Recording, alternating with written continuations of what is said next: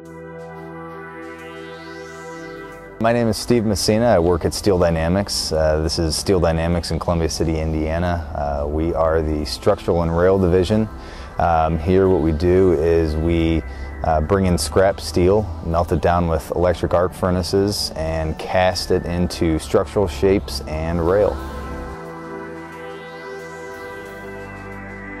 The building that we decided to install is a ClearSpan building, 83 feet wide and 336 feet long. This building sits over our rail transfer bed, which is where we bring the rail in from our shipping department and transfer it to our welding process at our rail welding plant. The reasoning behind us choosing a ClearSpan building was due to the time constraints that we had.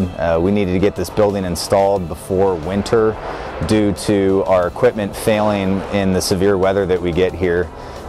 Just south of this building there is an open field where we have a lot of wind and snow built up along the edges of the building, and in turn it was freezing up our equipment. We got this building up in time for the winter. We decided upon construction to actually go with a metal building, but again, due to our time constraints, we did not have enough time to fabricate and erect a metal building. Again, that is the reason for going with the ClearSpan building. Installation on this building actually went fairly well, given the amount of space that we had to work with.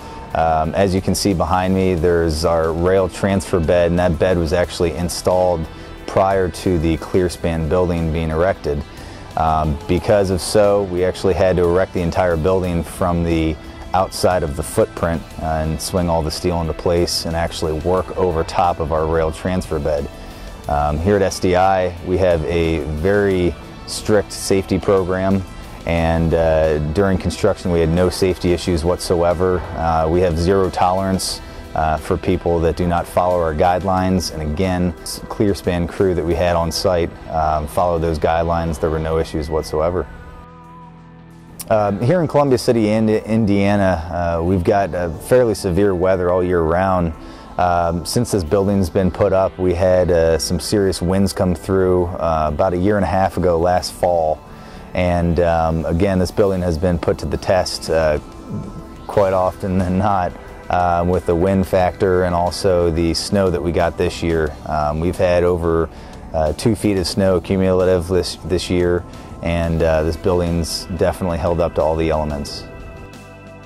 If I had to go again with a ClearSpan building, I would. The building has definitely served its purpose. It has kept our equipment running and has kept the rain, wind, and snow out.